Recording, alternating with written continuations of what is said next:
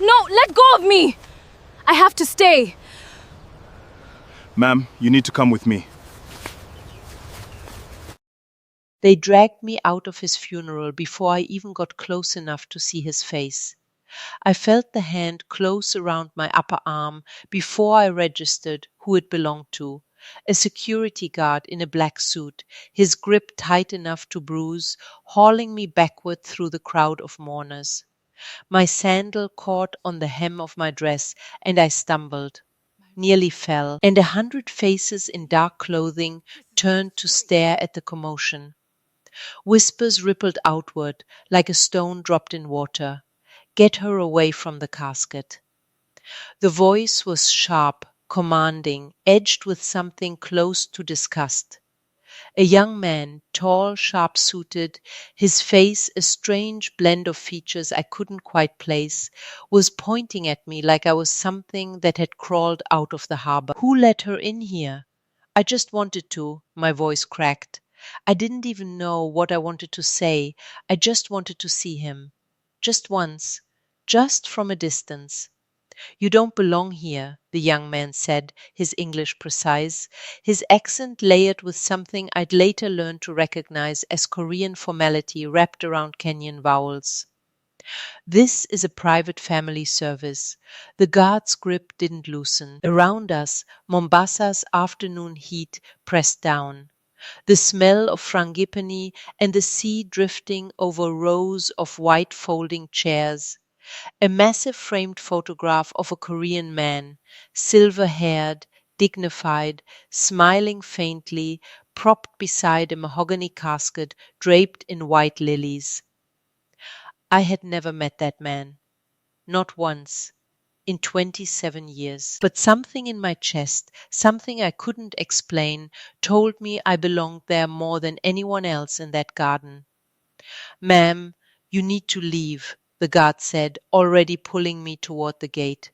I didn't fight him. What was the point? I let him walk me out, past the rows of black Mercedes and the uniformed drivers, past the wrought iron gates of a mansion bigger than my entire neighborhood back home, and out onto the dusty road where my life, the one I'd known for 27 years, was about to end, and a completely different one was about to begin. It started 3 weeks earlier with a phone call I almost didn't answer. If you love a story that starts with a bang, you're in the right place. Smash that subscribe button now. Because trust me, this is going to be a wild ride. Drop a comment and tell me, have you ever had a moment that changed your whole life and you didn't even see it coming? My name is Amani Bakari, 27 years old. I worked as a documentation clerk at the Port of Mombasa, checking shipping manifests, translating cargo paperwork, mostly for the Asian shipping lines that dominated our harbor. I was good at it, better than good actually, because I spoke fluent Korean, which made me valuable in a way most of my colleagues weren't. Nobody ever asked why a Kenyan girl from Bamburi spoke Korean like she'd grown up in Seoul. I never volunteered the answer. The truth was, my mother had been teaching me since I was 4 years old, drilling vocabulary into me every evening after she came home from her cleaning job, refusing to explain why it mattered so much to her. It's a skill, she'd say when I asked. Skills open doors. I should have asked more questions. I know that now. The call came on a Tuesday while I was on my lunch break eating chapati and beans at my desk. An unknown number. I almost let it go to voicemail. Is this Amani Bakari? The voice was male, formal, careful, the kind of voice that belonged to someone reading from a script. My name is Brian Otieno. I'm calling from Otieno, Mwangi and Associates. We're the legal representatives for the estate of Mr. Park Tae-young. I need you to come into our offices as soon as possible. It's regarding a matter of some significance. I think you have the wrong number, I said. I don't know anyone named Park. There was a pause, papers shuffling. Miss Bakari, is your mother's name Fatuma Bakari? My stomach did something strange. Yes, then I don't have the wrong number, Brian Otieno said, gently. Please, come in whenever you're able. It's important. I hung up and stared at my phone for a long time. Park Tae-young. The name meant nothing to me. But my mother's name, attached to some Korean man's estate, that meant something. I just didn't know what yet. If you're already getting that something's not right feeling, comment an eyes emoji below, because buddy, you have no idea. Like this video if mysteries like this keep you hooked. And let's keep going. I didn't go to the law firm that day. Instead, I went home. My mother, Fatuma, was sitting on the small veranda of our house when I arrived, shelling peanuts into a metal bowl, the radio murmuring softly beside her. She was 47, though she looked older. Decades of cleaning other people's houses had bent her shoulders and roughened her hands. She looked up when I walked in, and something about my face must have told her, because the bowl of peanuts slipped from her lap and scattered across the floor. Amani, what happened? I got a call today, I said slowly, watching her face. From a lawyer. He said something about an estate. A man named Park Tae-young. The color drained from my mother's face so fast I thought she might faint. She gripped the arm of her chair, knuckles white. Mama, he's dead? She whispered. Not a question about who he was, a question about whether he was dead. As if she'd been waiting for this call for years. Mama, who is he? She didn't answer for a long moment. The radio kept playing, some afternoon talk show, voices arguing cheerfully about football. Outside, a boda boda rattled past on the dirt road. 28 years ago, my mother finally said, her voice barely above a whisper, I worked as a translator for a Korean shipping company that had just opened an office here. The man who ran it, Park Tae-young, he was kind to me, kinder than he should have been, kinder than I let myself admit, for a long time. My heart was pounding now. Mama, what are you telling me? She looked at me then, really looked at me, in a way she hadn't in years. At my eyes, which had never quite matched hers or anyone else's in our family. At the shape of my face, which relatives had always commented on, without quite knowing what they were seeing. I'm telling you, my mother said, tears finally spilling down her weathered cheeks, that your father just died, and I never told him you existed. If your jaw just hit the floor, comment a shocked face emoji right now, and if you're not subscribed yet, please, please fix that, because this story only gets more intense from here. Like this video so more people can experience this journey with us. I didn't sleep that night. How could I? My mother told me everything, or what I assumed was everything, though I'd later learned there was so much more she hadn't said. Park Tae-young had come to Mombasa in his late 20s, a junior executive sent to establish a shipping office for his family's growing company.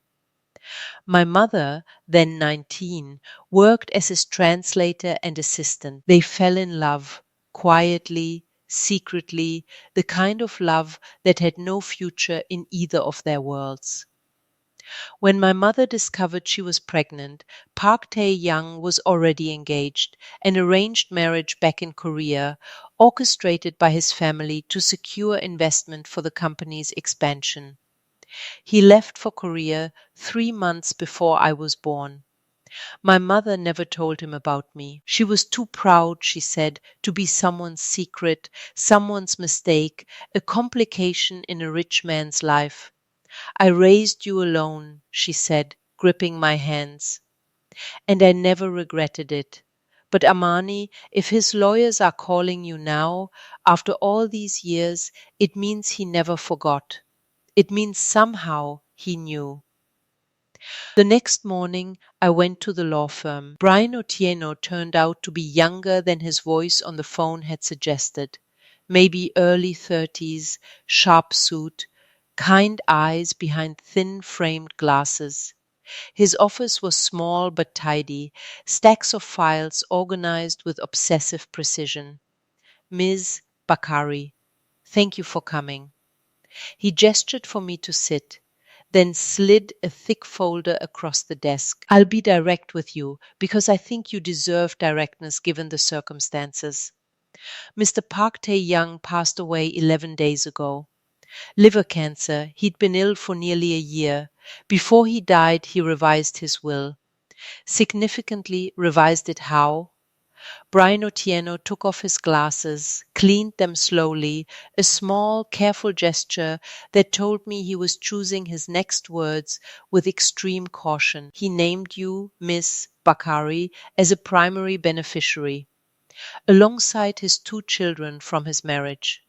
He left written instructions, a letter actually, addressed to you specifically, explaining that he had recently discovered, through correspondence with an old friend here in Mombasa, that he had a daughter he never knew about. You. The room felt very small suddenly. A primary beneficiary of what exactly? Of Tay Maritime Group, Brian said. Miss Bakari, your father built one of the largest shipping and logistics African coast. Will allocates you a 25% to each of his other two children. I stared at him. 25% of what I now from the framed photographs lining the was a company with offices in countries and a fleet of cargo vessels. That's not possible. I'm a documentation clerk. I check shipping manifests for a living. I understand this is a shock. His children, I interrupted. Do they know about this? About me? Brian's expression shifted just slightly. The careful professional mask cracked for half. Beneath it, I saw something that looked on. The will reading is scheduled for Thursday, he said, at the family estate. I'd strongly advise you to attend, Miss Bakari, because yes, they know now.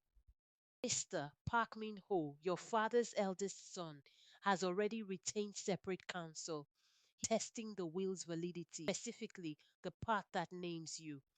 If you think this is the drama, oh, we're just getting started. Comment a fire emoji if you're ready for the will reading to go absolutely off.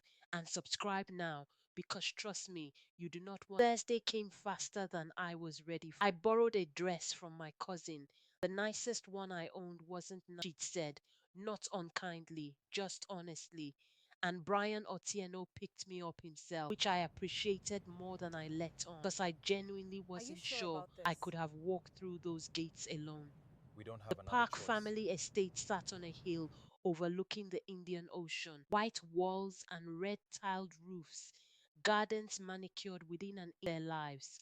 As we pulled up the long driveway, I saw black cars lining the gravel, staff in uniform moving briskly between them, and through the open doors of what looked like a private chapel, rows of white folding chairs, a massive framed photograph, a casket. Wait, I said, my stomach. The funeral was scheduled, Brian said quietly. Happening now. The will reading is after, at the main house. I should have told you. I'm sorry. I thought you knew. Before I could process that, before I could even decide whether to stay in the car, I was already opening the door. Some part of me, some part that had spent 27 years not knowing desperately to see him. I walked toward the chapel gardens, slipping into the back row of mourners, my heart hammering.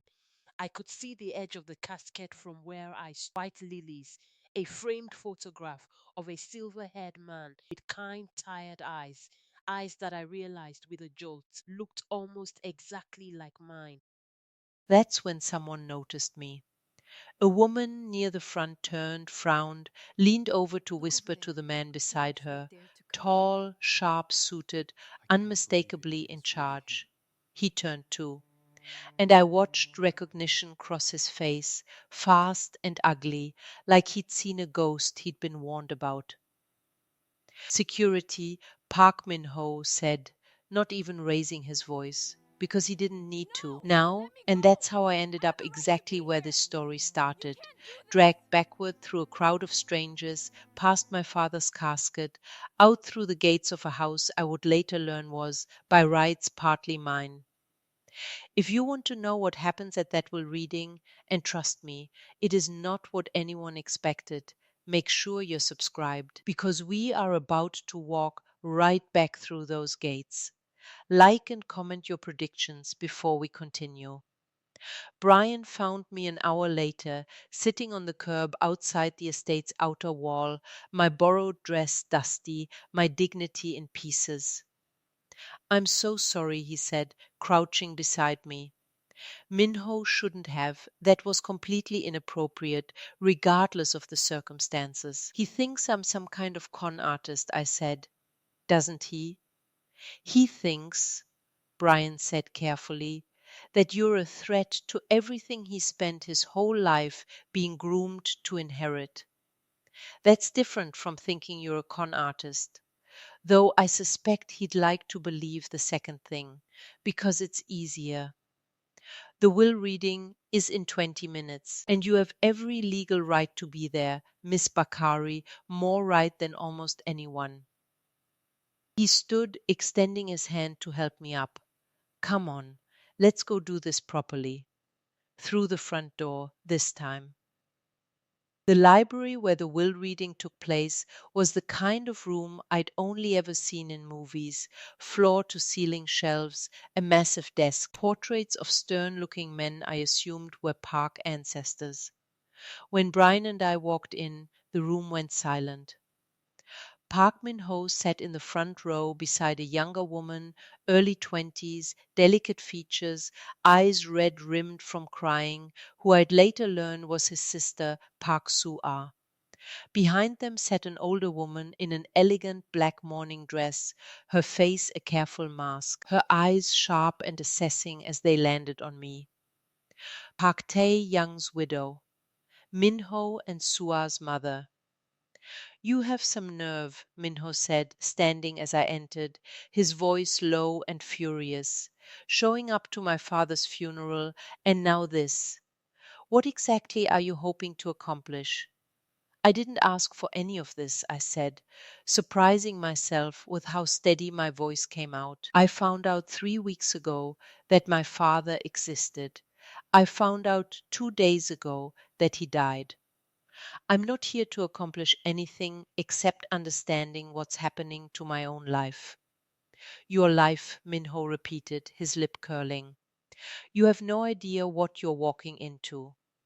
The estate's longtime attorney, an elderly Kenyan man named Mr. Kariuki, who'd apparently handled the Park family's affairs for decades, cleared his throat from behind the desk, and the room fell into a tense, bristling silence.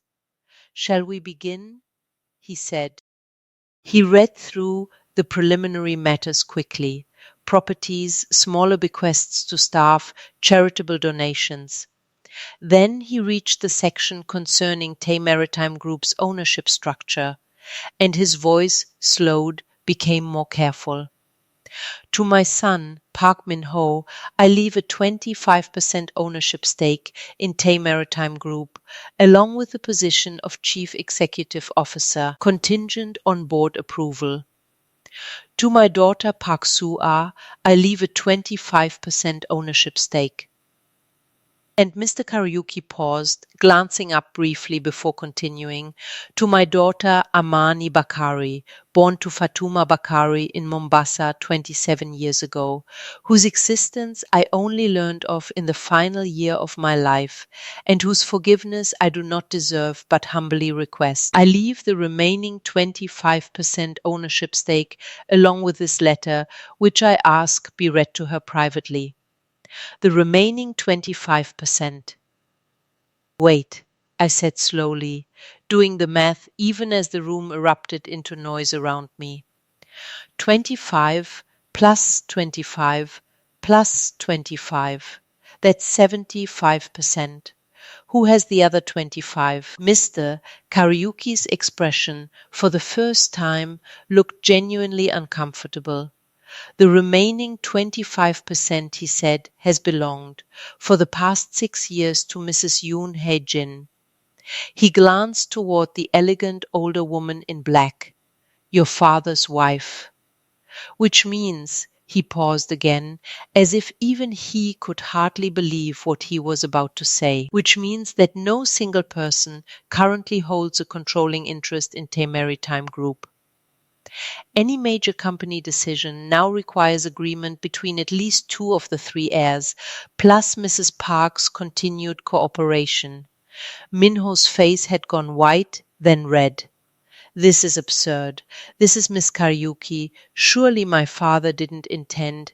Your father, Mr. Kariuki said quietly, was very specific. I drafted these documents myself 3 weeks before his death, while he was of sound mind. He was quite clear about his reasoning. Mr. Park, whether you find it absurd or not. I sat very still, trying to absorb what had just happened. I had walked into this room 20 minutes ago with nothing. I was walking out of it, if I survived the next few minutes, as the owner of a quarter of one of East Africa's largest shipping companies. And the only way any of these people could move forward with anything ever again was if they came to me. If you think this is where it gets calm, oh sweet friend, no. Comment a briefcase emoji if you're invested in this corporate chaos, and subscribe right now. Because Minho's reaction to this is something else entirely, and we're going there next. This is fraud, Minho said, his voice shaking now, all pretense of composure gone. My father was sick. He was on medication. He wasn't thinking clearly, and he turned to look at me directly for the first time, his eyes burning. Someone took advantage of a dying man's confusion to manufacture a connection that doesn't exist. I never met your father, I said quietly, not once, not until today, and even then only his photograph, before your security dragged me out of his funeral. Convenient story, Minho. The voice that cut through the room belonged to Mrs. Park, Yoon Hye-jin, who had remained silent until now. Everyone turned. Her face was unreadable, her voice cool and precise. A DNA test would resolve this question quite simply, wouldn't it? The room went quiet again. Mother, if this woman is lying, Mrs. Park continued, her eyes never leaving me, a simple test will prove it, and this absurd situation ends today. And if she is telling the truth, she paused, something flickering behind her composed expression that I couldn't quite read, then we will all need to have a very different conversation. Won't we? I held her gaze. There was something in the way she'd said it, if she is telling the truth, that didn't sound like a woman expecting to be vindicated. It sounded like a woman who already knew what the answer would be and was bracing herself for it. I'll take the test, I said. Today, if you want. I have nothing to hide. Tomorrow morning, Mr. Kariuki said smoothly, clearly relieved to have a concrete next step. I'll arrange for a clinic. Results typically take 72 hours. 72 hours.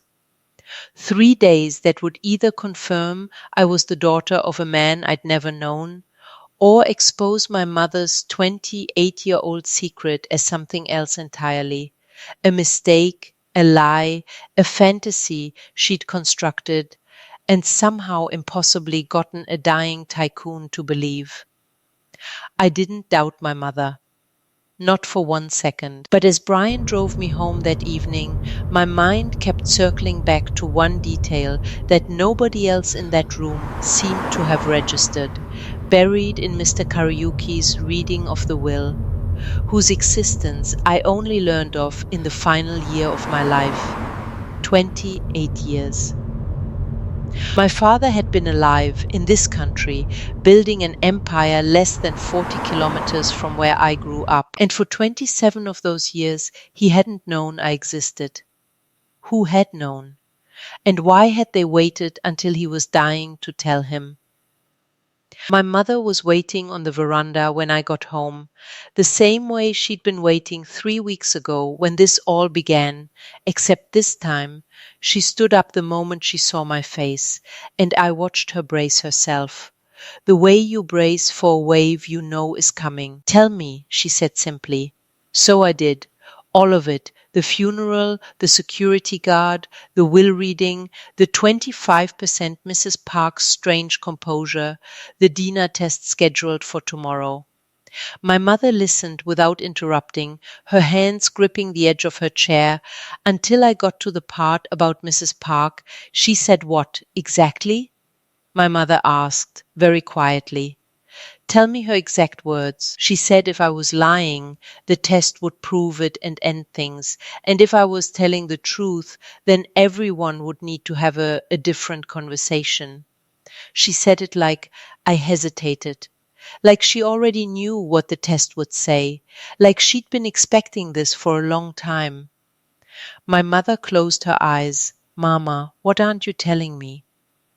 For a long moment, she didn't answer. The evening call to prayer drifted faintly from a mosque somewhere down the hill, and the sky over the water had gone the color of a healing bruise, purple and orange and tired. When I was 6 months pregnant with you, my mother finally said, a man came to the house where I was staying in Nairobi. I had moved there after Tae-young left. I couldn't stay in Mombasa. Everyone knew. Everyone would have known whose child I was carrying. This man, he was Korean, very well dressed, very polite. He gave me an envelope. Inside was more money than I had ever seen in my life, more than I could have earned in 10 years cleaning houses. What did he want?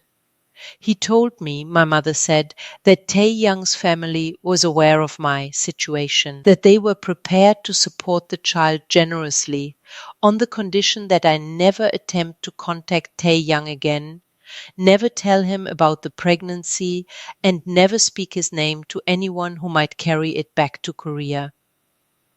He said if I agreed, the money would continue, quietly, for as long as I needed it. And if I didn't agree, she stopped. If you didn't agree? What? He didn't finish the sentence, my mother said. He didn't have to. I understood. I was 19 years old, alone, pregnant, and a powerful family was telling me very politely that my silence had a price, and so did my noise. I took the money, Amani, I'm not ashamed of that. It put a roof over your head and food in your stomach for years. But I never knew, until today, whether that man was sent by Tae-young's family in Korea, trying to protect their arranged marriage from scandal, or by someone closer than that. Someone right here. A cold feeling settled into my chest, separate from everything else I'd felt that day. Mama, did the money ever stop? My mother nodded slowly. 6 years ago. An envelope arrived, the last one, with a short note inside. It said the arrangement was no longer necessary and that we should not expect any further contact. No explanation. I assumed Tae-young had retired or stepped back from the company, and whoever had been managing this arrangement on his behalf simply closed the file. 6 years ago. I did the math without wanting to. 6 years ago was exactly when Mr. Kariuki had said Mrs. Park acquired her 25% stake in Tae Maritime Group. I didn't know yet what that meant.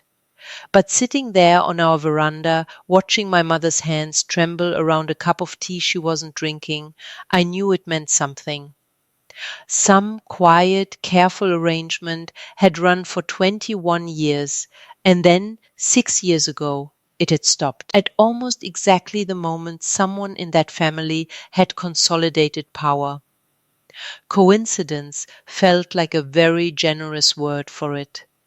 If you're already piecing together theories, drop them in the comments because something is not adding up here, and I promise you the truth is way bigger than anyone in that room realizes. Who sent that man? Who closed the file 6 years ago? Make sure you're subscribed because part 2 is where everything unravels. See you there.